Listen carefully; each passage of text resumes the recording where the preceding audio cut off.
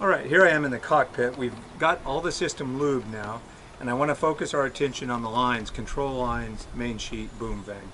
So here's the outhaul line. I pulled it completely out of the sheet bag. This is true with all your control lines. When they're in a sheet bag, you can't see them. There could be a knot, they could be wrapped around something, they could be coiled. All that adds friction or even a knot to the system. So by pulling it out, I know it's free to run. I'm going to undo the stopper and pull some out. So it's perfectly slack in this case. Here's our main sheet. I'm going to ease that, pull it out a bit. I know the main sheet's off. On this side, same thing. Here's the boom vang. I want to make sure it's off. So I pull out a couple, 2-3 feet. Here's the in-haul, ready to be pulled in if need be. All right, with those lines free, the system should work just fine. And it should be, you should be able to do this by hand.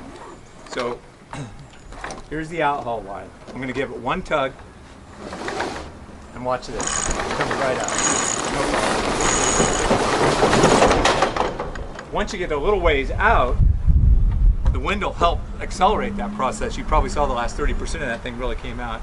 And you know the sail's all the way out when you hear that kind of clangy sound. What that tells you is the last of the furled sail has come unfurled from the metal extrusion inside that mast, and that clang is the metal extrusion bouncing into the interior of the mast.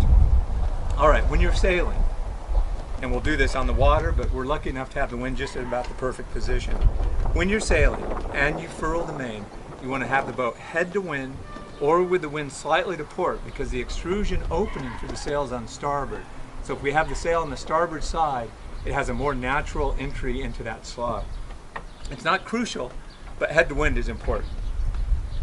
So in preparation to furl the mainsail, the first thing you have to do is release the vang. No vang tension, it has to be off. You're going to reach over here, ease the main sheet. You can see that main sheet's already released. Grab your outhaul line, make sure it's free to run. I can't stress the importance of this. A little bit of friction will really screw things up, or a knot in the sheet.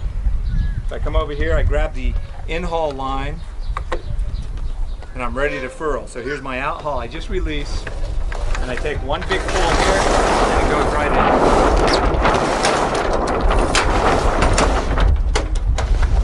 I kind of did that in slow motion.